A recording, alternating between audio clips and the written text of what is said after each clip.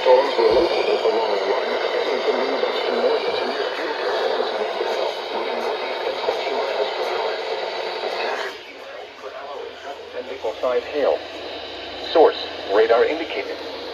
Impact, damage to roof, siding, trees, power lines if possible. Locations impacted include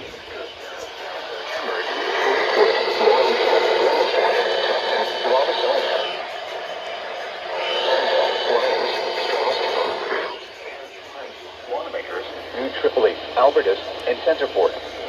This includes Interstate 78 Pennsylvania between mile markers 11 and 48. For your protection, move to an interior room on the lower floor. Victims hail and damage winds, frequent flat-to-ground lightning. Remember, Being struck by lightning. Repeating, a severe thunderstorm warning has been issued until 4 p.m. for the following counties in Pennsylvania, Berks, and Lehigh.